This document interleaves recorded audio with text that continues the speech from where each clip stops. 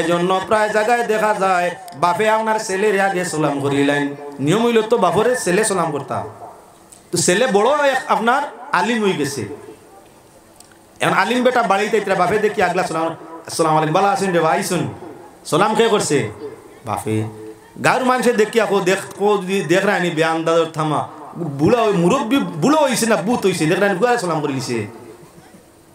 আমরা রাওয়াজও আছে এটা বাপে যদি দেখিলাই কোনো মানুষে ছেলেরে সালাম করছে যোগ্য ছেলেরে সম্মানার্থে সালাম দিলাইছে একটা মানুষের সালাম মানে গিল্লা আরম্ভ করে দিন শুনছেনি একটা আল্লাহ আমরা গাঁর খাসিম মিয়া তার ছেলেরে সালাম করুন হেই কান ক্রিটিসাইজ নিছে নানি বাদর দিকে নিছে নানি বিচারা সালাম করছেন কিতার লাগি আমার ছেলে মর্যাদার দিক দিয়া গুণর দিক দিয়া হেকমতর দিক দিয়া আকলর দিক দিয়া সম্মানের দিক দিয়া আমার তাকি অনেক আগে দুনিয়ায় তারে সম্মান দে আমি আমার ছেলেরে সম্মান দিলে কমত না আমার ছেলে আরো সম্মানী হইব।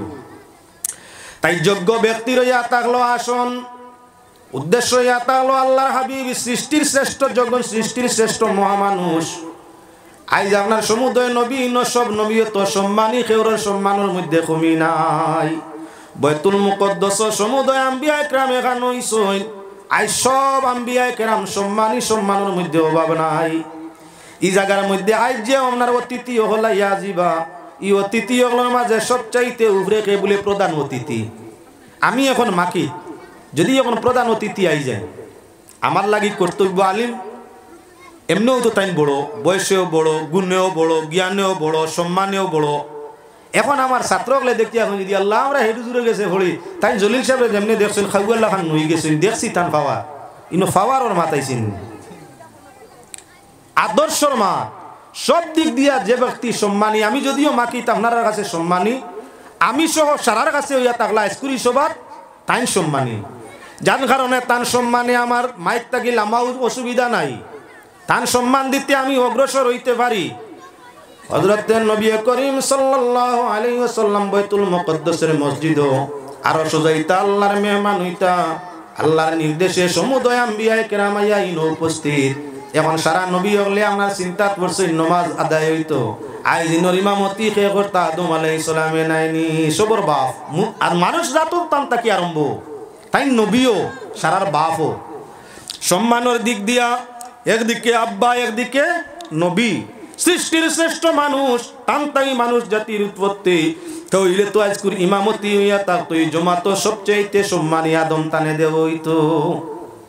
কিছু নবী হলোর মনোভাব নূহ আলাইহিস সালামর নিজের মনোভাব আদমের পরে পৃথিবী আল্লাহ যাতে প্রায় মিসমার করে দিছে আমার তাকি আর সামান্য আমার উম্মত তাকি আল্লাহ ফিরিয়া জমিন মানুষ সৃষ্টি করছে তাহলে আমি আইয়া তাহলাম আজকে ইমামতির যোগ্য আমি। হযরত ইব্রাহিম খলিলুল্লাহ আলাইহিস সালাতু ওয়াস সালাম তান মনের গুমান আরম্ভ হইল আমি তো আল্লাহরে দুষ্ট বানাইছি। যেদিন আল্লাহরে সৃষ্টি জগৎ কেউ মানছে না যেদিন আল্লাহর পক্ষে কোনো মানুষের বুট ছিল না সেদিন এক বুট আমার ছিল আমি আল্লাহ ছাড়া কেউ মানছি না। আমার যে যাতে তার প্রেম পরীক্ষা করতে অগ্নির মধ্যে আপনার কি অগ্নি পরীক্ষা নিল অগ্নির মধ্যে পালাইয়া জ্বালাইল আমি আল্লাহর সেই দোষ আজকে আল্লাহর যাতে আমারই সম্মান আজকে ইমামতির সম্মানটা আমার হবে আজকের সম্মান নিয়ে তাহলাম কি আমি তাই নামাজটা আমি পড়ানির জরুরত।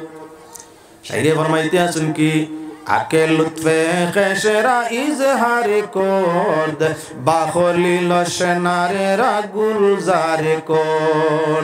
আল্লাহর প্রেমের পরীক্ষা আল্লাহ পাক পরবর্তীকার আলমের প্রেম পরীক্ষা দিতে নমরুদের অগ্নির কুণ্ডর মধ্যে আমার কি জ্বলা পড়া লাগছে আজকে আল্লাহর যাতে সেই আগুন তাকি আমারে কি বলে হেফাজত করিয়া তার দুষ্ট বলিয়া ঘোষণা করে দিছে আমি যেহেতু আল্লাহর দুষ্ট আর আমার দুষ্ট আল্লাহ আজ বন্ধুর বাড়ি বন্ধু যাইতা তাই আমার পিছনে সরার নামাজ পড়ার জরুরত আছে মানে ইমাম আমি শাইরে ফরমাইতে আসেন রে সুয়াগাও নাই শোনা আর সোনার মাঝে সুয়াগা দিলে রং ধরে তার দোনা সংসারে সুপ্রেমিক যারা প্রেম খেলা খেলিয়াছেন তারা সংসারে সুপ্রেমিক যারা প্রেম খেলা খেলিয়াছেন তারা দুঃখে খান্দিনীরা দ্বারা করছে প্রেম সাধনা ও তারা অগ্নির কুণ্ডে জ্বলিয়া পুড়িয়া অগ্নির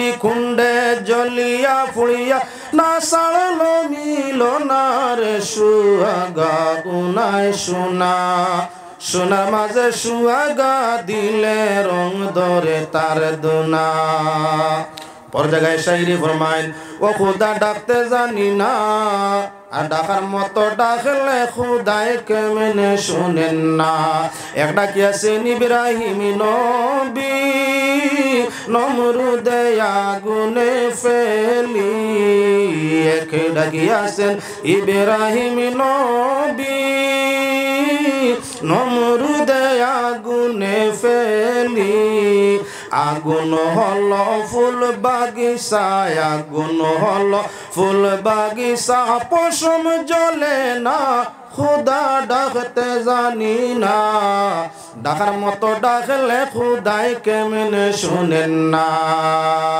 ইয়া নারুকুনি বারদাও ওয়া সালামান আলা ইব্রাহিম আল্লাহর বন্দেগান হযরত ইব্রাহিম আলাইহিস সালামের মনের গুমান অগ্নির দ্বারা আল্লাহ আমার প্রেম পরীক্ষা নিছে আগুন দিয়ে আল্লাহ ফুলের বাগান আমার জন্য করছে আগুন তাকি আল্লাহ আমারে হেফাজত ফরমাইছে যে আল্লাহর সঙ্গে দুস্তি আমি করিলে নিশ্চয় আজকের ইমামতির যোগ্যতা আমি রাখি আজকে আমার ইমাম করা হইতো পারে হযরত ঈসা আলাইহিস সালাতু ওয়াস সালামের মনোভাব না বাপ ছাড়া আল্লাহ পৃথিবীর সব মানুষ আপনার বৈধ সুরতে হোক অবৈধ সুরতে হোক বিবাহ বন্ধনে হোক অবিবাহিত অবস্থায় হোক আপনার আল্লাহ যাতে সারারে বাপ এবং মা দুইজনের মাধ্যমে দিছে বৈধ সুরতে হোক অর্থাৎ বিয়ার মাধ্যমে আর অবৈধ সুরতে হোক অর্থাৎ বিয়া ছাড়া প্রেম প্রীতি ভালোবাসা জিনার মাধ্যমে যে ফাকির হোক পুরুষ নারী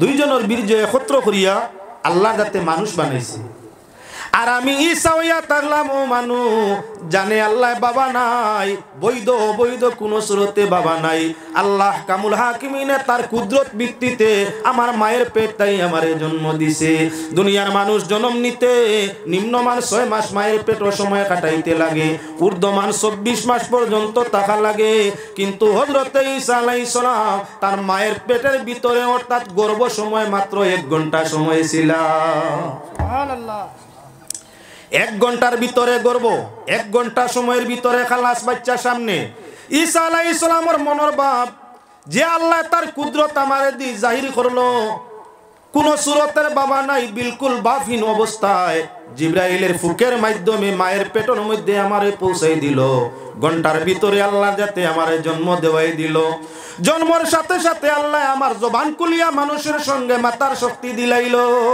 পৃথিবীর এমন কোন মানুষ নাই যে জন্মের সঙ্গে জন্ম মুহূর্ত কথা করতে পারে হযরত মরিয়ম আলাইহিস সালাতু ওয়াস সালাম চিন্তিত আরে বাচ্চা প্রসব তো করে দিলাম কোথায় গেলাম না কোন মর্দে আমার স্পর্শ করতে পারলো না আমি তো জিনা কিনা কিছুই করি না 1 ঘন্টা সময়ের ভিতর আমার হালত এমন বাচ্চাও প্রসব করে দিলাম ফুটফুটা বাচ্চা এখন আমি মানুষের সামনে জবাব দি মুকিতা খুব পরেশান চিন্তিত ইলহাম হইল অন্তরের মধ্যে মরিয়ম ভয় পাইও না যে আল্লাহ তোমার পেটের মাঝে কুদরতের শক্তি দেখাইতে পারছে ই আল্লাহ সৃষ্টি জগৎ তো তোমার সম্মান রক্ষা করতে পারে মানুষে যখন তোমারে প্রশ্ন করবো মরিয়ম সন্তান কোথায় পাইছো এই সন্তানের বাবাকে নীরব তাকিও কথা করিও না নিজে ডাক বাচ্চায় আপনার কথা করিয়া হে পরিচয় দিব তার বাবাকে কিলা জন্ম তার সবকিছু হে কইব তুমি মাতিও না চিন্তাও করিও না নয়া বাচ্চার মাত যখন মানুষে শুনবা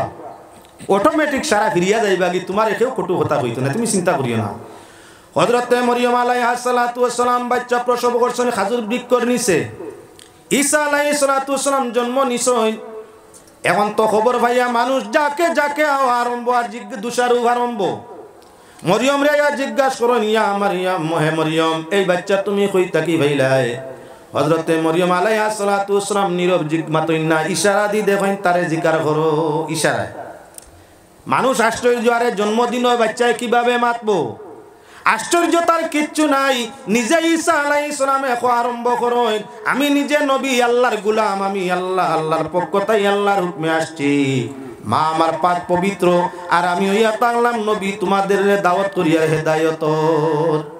বাবা রে বাবা, জন্মদিনের হরুতায় মাতিতা শুনিয়া হিতা আশ্চর্য হইয়া ফিরে গেছেন। ঈসা আলাইহিস সালামের ঘটনা কোয়া উদ্দেশ্য না ইমামতি দেখানি। হযরতে আপনার ঈসা আলাইহিস সালাতু সালামে আপনার কি করলা বাইতুল মুকদ্দাসের মসজিদ হাজির। ঈসা নবীর মনে হয় আদম রে জেলা কুদরতে আল্লাহ পয়দা করছে, আমি ঈসা তো লাইয়া তালাম কুদরতিন নামাসালা ঈসা ইনদাল্লাহি কামাসালি আদম। ঈসা আলাইহিস সালামের জন্ম বৃত্তান্ত হযরতে আদম আলাইহিস সালাতু সালামের মতো। আদমর বাবাও নাই মাও নাই, আনা বাবে আনা মায় আল্লাহ আদম বানাইলা। আর ঈসা আলাইহিস সালামের বাবা নাই, শুধু মা দিয়ে আল্লাহ জমিন পাঠাই দিলাইলা। এখন হযরতে ঈসা আলাইহিস সালামের মনোভাব, আমারে তো আল্লাহ পাক পরওয়ারদিগারে আলমে মরণ ছাড়া জীবন অবস্থায় আসমানের মধ্যে উঠাইছেন। আইস্তান পক্ষতাই হুকুম হইছে বাইতুল মুকদ্দাস উপস্থিত হওয়ার জন্য। সকল নবী জমিন ছাড়িয়া কবর গেছেন, আর আল্লাহ আমারে জীবন্ত অবস্থায় আসমান উঠাইয়া আনছেন। আমি তো ইয়া তালাম আদমের মতো মুজিজা, বাবা হাসিন অবস্থায় আল্লাহ আমারে জন্ম দিলা, আর জন্মর বাদে আমার জবান মাতিবার জন্য খুলে দিলাইলা। আজকে আল্লাহ যাতে হয়তো ইমামতির সুযোগ আমারে দিবা। আল্লাহ পাক পরওয়ারদিগারে আলমের মনসা নাই কেউর দি ইমামতি করানি। ইমামতির যোগ্য যে তারে ইমামতি দিতে হয়। হযরত জিবরিল আলাইহিস সালাম আইয়া হাজির, আল্লাহর হাবিবের হাত মোবারক ধরিয়া টান দিন এনার ফরমান, ইয়া রাসূলুল্লাহ অপেক্ষা কার কররা, আপনি ইয়া তাআলা ইমামুল মুরসালিন, আপনি কোন ইমামের মুক্তদি নয়, আপনি ইয়া তাআলা সারা নবী ইয়া তাআলা লাগি ইমাম, কেউর অপেক্ষা চলবে না, আপনি আগে যাই, নমাজটা আপনি আপনার পরিচালনা করিলেন। আল্লাহর হাবিব সাল্লাল্লাহু আলাইহি ওয়াসাল্লামে আপনার কি বলে ইমামতি করিয়া যাইন, প্রমাণ দেখাই দিতাম চাইছি। সারা নবী জান্নাতি, আর সারা নবী ইয়া তাআলা আমার নবীর মুক্তদি। সারা নবী জীবন্ত, জান যে জায়গার মাঝে আসইন ওখানে আল্লাহর ইবাদত কররা। যে নবীরে যেখানে দফন করা হইছে, ই নবী ও জায়গার মাঝে এখনো জীবন্ত আসইন আল্লাহর ইবাদতের মধ্যে। ওদের রিজিকের জন্য আল্লাহ বেহেশতি ফলমূল খাদ্য তাদের কবর পাঠাই দিয়া থাকে। সব মানুষ মরে গেলে সে লোকে মুর্দা, তার দেহ সব কিছু শেষ হয়ে যায়, তাকে তার একমাত্র রূহ। নবী অকল মরে গেলে শুধু জমিনের পরিবর্তন হয়, এক জায়গা তাই আরেক জায়গা তাদের নেওয়া হয়, কিন্তু তাদের দেহ হুবহু আপনার জেলা ছিল তাকে ব্যতিক্রম হয় না। আল্লাহ জমিনের জন্য, এই পৃথিবীর মাটির জন্য আল্লাহ পাকে আম্বিয়া কেরামর লাশ মোবারক রে খাওয়া হারাম করে দিছে। কোরআনে কারীম তার বিশ্ব আপনার পরিষ্কার ভাবে দলিল দিছে। এখন রাসূল করিম সাল্লাল্লাহু আলাইহি ওয়াসাল্লামের পরে কিয়ামত পর্যন্ত আর কোনো নবী নাই। কত মানুষ পৃথিবীতে আইবা, এরা হেদায়েত কেমনে পাইবা, এরা আল্লাহর জান্নাতের রাস্তা কেমনে পাইবা? এজন্য আল্লাহর হাবিব সাল্লাল্লাহু আলাইহি ওয়াসাল্লামে জানাই দিলা, আসহাবী কান্নুজুম বিআইহিম ইকতাদাইতুম ইহতাদাইতুম। নবীজি ফরমায়, আমার সাহাবায়ে কেরামরা ইয়া তাআলা আসমানও আপনার কি বলে নক্ষত্র, এরা ইয়া তাআলা কি সমুদয় নক্ষত্র। তোমরা যে কোনো নক্ষত্রর যদি অনুসরণ করো, তাহলে তোমরা হেদায়েত প্রাপ্ত হয়ে যাবে। আমার সাহাবায়ে কেরাম নিয়া তোমরা আলোচনা করিও না। নবী আপনার উদাহরণ, আল্লাহর হাবিবে উদাহরণ ফরমাইরা তাই আসমানের চাঁদ, আর সাহাবায়ে কেরাম ইয়া তাআলা গিতাম না সেই আসমানে চাঁদর চতুর্দিকে আপনার নক্ষত্র। নবীজি ফরমাইরা আমার সাহাবায়ে কেরাম রে অনুসরণ করলে তোমরা সঠিক পথ পাইবাই, আল্লাহর জান্নাতও যাইতে পারবাই। আর নবী যদি আমার সাহাবায়ে কেরাম রে তোমরা অনুসরণ করো না, তাহলে জান্নাতও যাওয়া সম্ভব হবে না। সমুদয় নবী জিন্দা এবং বেহেশতি, কেউ দুজখ যাইতা নাই। এবার সাহাবায়ে কেরামের মধ্যে আলোচনায় আই, আল্লাহর হাবিবর যা সাহাবী, সমুদয় সাহাবী কি বেহেশতি বলে না, সব সাহাবী বেহেশতি আপনার আল্লাহ জানে। সারা ওয়াত তো কথা নয়, কিছু একটা অংশ আছেন, যেমন আব্দুল্লাহ ইবনে উবাই ইবনে সলুল রাসূল মুনাফিক। আব্দুল্লাহ ইবনে উবাই ইবনে সলুল বা তার অনুসারী ইয়া তাআলার 300 মানুষ, এরা সবাই ছিল মুনাফিক। নবীজির উপরে ঈমান আনছে দেখাইতো, নবীজির উপরে ঈমান আনছে, আল্লাহর উপরে ঈমান আনছে, আখিরাতের উপরে ঈমান আনছে, তকদিরের উপরে ঈমান আনছে, জবান দিয়ে ইকরার করতো। আর এরা আপনার কি বলে আমলেও পরিণত করে দেখাইতো। আল্লাহ কইছেন না না এরা মুনাফিক, এরা ইয়া তাআলা মুনাফিক, তাদের জন্য কঠিন আযাব। বাশশিরিল মুনাফিকিনা বিআন্না লাহুম আযাবান আলিমা। আল্লাহ যাতে ফরমায় নবী সুসংবাদ জানাই দেও, যারা তোমার সঙ্গে সাহাবায়ে কেরামের সঙ্গে দুকাবাজি করে মুখ দিয়া ইমানের দাবি দেখায় আর অন্তর আপনার কি বলে তার বিপরীত রাখিলায়, জানাই দেও এরার জন্য কঠিন আযাব হইয়া থাকলো জাহান্নামের। অন্য জায়গায় ফরমায় ইন্নাল মুনাফিকিনা ফিদ দারকিল আসফালি মিনান নার। মানুষের মধ্যে যারা মুনাফিক তাদের জন্য ইয়া থাকলো নামনার দারকে আসফাল, অর্থাৎ নিচন সবচাইতে কঠিন আযাবদায়ক দুজক, যেটা সারা দুজকের নিচ। বুঝা গেল এখন সাহাবায়ে কেরামের মাঝে এক গুরু আসলা মুনাফিক, আব্দুল্লাহ ইবনে উবাই ইবনে সলুল। আর অনুসারী আরো 300। কোরআনে করিমে এই মুনাফিকগুলোর ঠিকানা জাহান্নাম দুজক করিয়া দিলেইছে। সার্টিফিকেট কোরআন, দলিল হইয়া থাকলো কোরআন। কোরআনের দলিলে নবীজির সাহাবায়ে কেরামের মধ্যে যারা নেফাক করে বেমারওয়ালা আসলা, যারা মুনাফিকি করতা, এরারে আল্লাহর জাতে দুজক বলিয়া ঘোষণা করে দিছে। নবীজিরে বা সাহাবায়ে কেরামরে সবচাইতে বেশি কষ্ট যদি কোনো মানুষে দিয়া থাকে তেরা হইল মুনাফিক। বেদিনে অত কষ্ট নবীজিরে দিছে না, মুশরিকে অত কষ্ট দিছে না, ইহুদ খ্রিস্টানে অত কষ্ট দিছে না, যত কষ্ট আল্লাহর হাবিব আর সাহাবায়ে কেরামে বুক করছেন। এই কষ্টগুলোর মাঝে সবচাইতে কষ্ট যারা দিছে এরা নামদারি মুসলমান আসলা, এগুন মুনাফিক। ওটাই বেশ দুঃখ দিছেন। আর নবীজির সাহাবীরে দুঃখ দিলে আল্লাহ বরদাস্ত করেন না। ওটার লাগি প্রকাশ্যই মুনাফিক এগুন তোর ঠিকানা আল্লাহ দুজক ঘোষণা করে দিছেন। এগুন ব্যস্ত যাওয়ার কোনো লাইন নাই, সার্টিফিকেট আল্লাহর দেওয়া। এরা ইয়া তাহলো দুজকি। এভাবে যদি কোনো মুনাফিক সাহাবী থাকি কোন রাওয়ায়তে হাদিস পাওয়া যায় তে এগু বিশুদ্ধ নাই। ওই যে খালি আমরা প্রায় সময় দেখবাই আহলে হাদিস নামে এক গুরু আছে। আল্লাহর হাবিব সাল্লাল্লাহু আলাইহি ওয়াসাল্লাম হাওয়ার গুড়ায় যখন গিয়া পৌঁছিলা, আল্লাহ পাক পরওয়ারদিগারে আলমে আদম তাকি ঈসা নবী পর্যন্ত সমুদয় আম্বিয়ায়ে কেরামরি জায়গার মধ্যে হাজির করে দিলা। ইমামুল মুরসালিন খাতিমুন নবিয়িন শফিউল মুজনিবিন নবী করিম সাল্লাল্লাহু আলাইহি ওয়াসাল্লাম ইমাম শুধু আপনার কি বলেন মামুম সাহাবায়ে কেরামের নয়, ইমাম শুধু জামাতের নয়, আদম তা ঈসা নবী পর্যন্ত সমুদয় আম্বিয়ায়ে কেরামর ইমাম ছিলাকে বলে মুহাম্মদুর রাসূলুল্লাহ। নবীজির আগমনের 570 বছর আগে হযরতে ঈসা পৃথিবীতে বিদায় নিলা। 527 বছর ফুন্না মুর্দারেও নবীজি এখানো গিয়া ইমামতি করলা।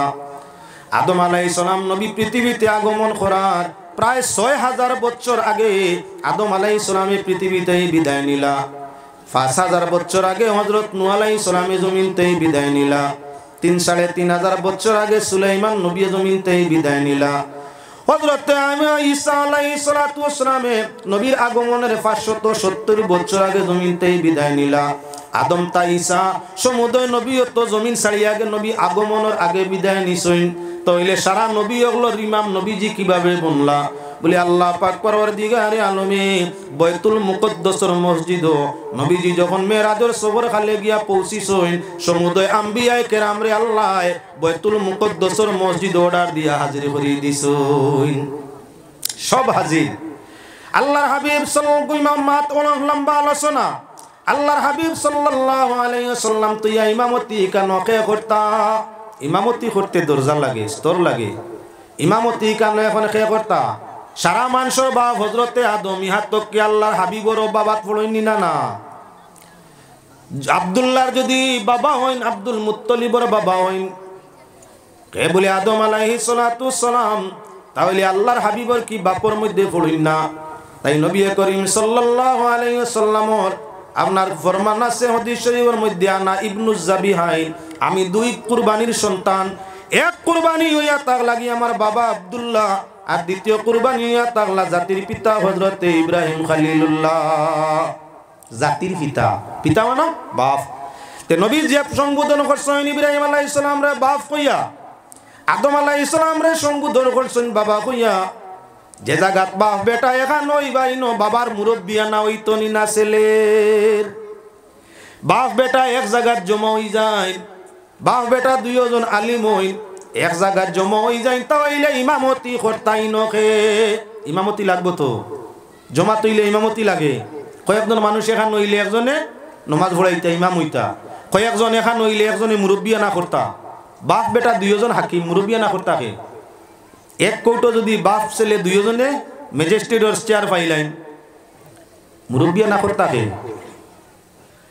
খেয়াল রাখা দরকার ছেলে আপনার এমনি দিক দিয়া যদি হয় আপনার জন্মসূত্রে ছেলে হইয়া থাকলো আপনার বাবার কাছে ছোট অর্থাৎ মর্যাদা বাবার বেশ কিন্তু জ্ঞান ও গুণের দিকে যদি দেখা যায় ছেলের জ্ঞান গুণ মর্যাদা বাপ থাকি বাড়িয়া তাহলে আই বাবা অভিযোগ করতে পারতাই না তুমি অটোমেটিক চেয়ার ছাড়িয়া তোমার সন্তান রে বয় দিতাই মর্যাদার আসন দুনিয়ার সবচাইতে বড় আসন